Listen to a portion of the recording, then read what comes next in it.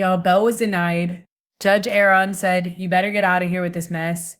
And when I tell you he read, did he fulfilled in this new 11-page bail denial? Baby, he read, did he fulfilled?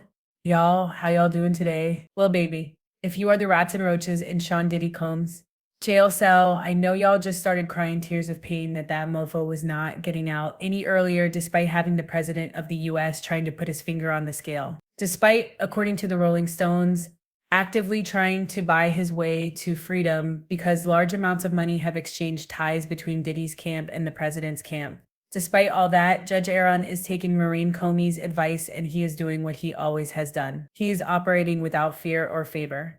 And he's also letting us know that at the end of the day, who did present Diddy, what are you even talking and no about? longer has He a looked at voice Mark who will Agnello pursue and be justice like, for her y'all accusation. just be saying words, stop talking, As of the stop taken against talking, Mark Diddy, Agnello. no You're just saying expansion of the words. investigation, Listen now, no let's get isolation into this orders, because, baby, no equipment you cannot make access, this up. no And when I suspension say of I attorney love to see it, communication. baby, we love to see it. Let's get into this. Okay, so where do we start? This is like Christmas in July, literally. Okay, here we go. First of all, Judge Aaron said from the start, it's denied, but for a number of reasons. He said, first of all, your motion is untimely and is procedurally deficient. It's procedurally deficient. Now here, keep in mind motions like this motion was filed 27 days after the ruling exceeding the 14-day limit under Local Rule 49. Again, didn't even try to meet the required standard. The judge said, you guys, this failure even addressed the proper standard for a motion for reconsideration.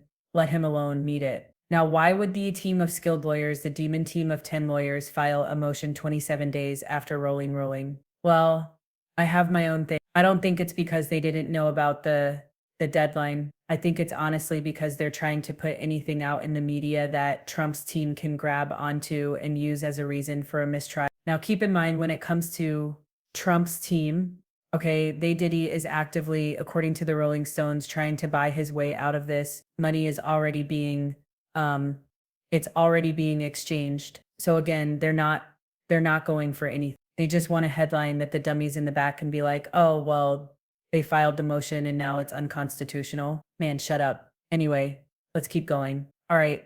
The judge points out there is no new legal or factual basis for reconsideration. They said there's no intervening change in the controlling law. There is no new evidence. There is no clear error and no manifest injustice. They even cited Virgin Atlantic Airways versus National Mediation, saying a motion for reconsideration. Ragnapelio is not intended as a vehicle for relitigating old issues or otherwise taking a second bite of the apple. But again, why are they putting this out here, you guys? Because it's not for the law and the rule. This is for Trump's people to open up a road that they can create reasonable doubt. And the same doubt that the people are like, well, I don't really see Rico. I don't see the violence. When we had a video of her being dragged back, but it doesn't matter. Okay. He also said that the mandatory detention applies, and that is it there. He's not even taking it back. He said he quoted Congress, and he said that Congress said the mandatory detention applies to any felony under Chapter 11. That is the man. It's an automatic it's automatically required that you stay in jail. Now, he did say again, if there are exceptional circumstances, maybe you could get out. But he got up and he said, baby, those exceptional circumstances, get the hell out of here. Ain't nobody coming to hear you see a notice. There's nothing exceptional about you. He flatly rejected that. He said the defendant spills much ink, but his arguments are baseless, misleading, and run counter to the clear intent expressed by Congress. Now listen, he dragged him on that one. He basically said, you talking so much, you using a lot of words, Mark Agnello, but you ain't saying it. He said a criminal conviction, even when the defendant suggests is novel, is a far cry from the types of exceptional reasons that are cited. Prior similar cases involved less violent, less persistent, and more cooperative defendants. What do we mean by more cooperative? Y'all remember that hidden cell phone? The feds raided Diddy's thing and say, yo, if you got any other evidence, electronic devices or whatever, you need to pass those along under this search warrant and court order. Diddy found the cell phone. He did not give it up. He called KK and said, yo, I think I got some evidence, right? The evidence turned out to be a nothing burger to help Diddy. But the whole thing is the feds were like, yo, give us a cell phone. Diddy refused to get the cell phone. He cited employee-client privilege. He cited this, he cited that. And At no the end of the longer day, has the a judge had voice to who give will an pursue actual order that justice he for her hand the phone over. accusation. Again, Diddy has been trying to As not of the taken cooperate with against the court Diddy, as much as possible. no expansion of the Again, investigation, these similar no cases that isolation Mark orders, Agnello is showing no involve equipment less access, violent, less no persistent, suspension of and more attorney cooperative communication. defendants. And get this, he also said Diddy, we don't care how uncomfortable you are in the MDC. Those conditions do not justify really again the fact that um, Judge Aaron said, I looked into it and staffing and medical care improvements at NDFC have gone so much more since that January 2024 Chavez decision have increased greatly. They said the MDC has been very responsive to us. The MDC gave us good access to Diddy. Don't forget that the MDC actually bent over backwards to make sure that Diddy could get there earlier and stay later. He got special treatment in court,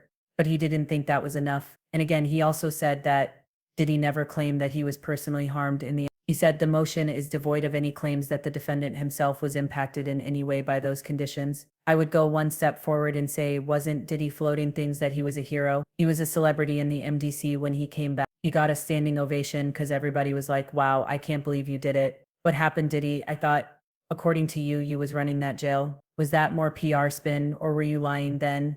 Or are you lying now? More importantly, Judge Aaron goes to say he is still a danger to the community. He said that. Did he even admit it? He said the defense full-throatedly in its closing argument told the jury that there was violence here and domestic violence is violence. He said this type of violence which happens behind closed doors is impossible to police with conditions. And that's true because nobody even knew what he did to Jane. And the thing is, I know people don't want to believe it. The odds are that if you are abusive to one, you are abusive to all. It takes is the right circumstances in you two. And the fact that you are so good at hiding it, so good at mitigating it, so good at having your employees help cover up, it's impossible to control that even if we have conditions of Again, he talked about the assault on Cassie, Jane, Mia, and others, and the detailed description of Jane's 2024 beating, choking, punching, dragging, black-eyed waltz. And he also said that Diddy is attempting to rewrite history. He said the defense raised the conditions at the MDC, but stated the opposite of what they now claim.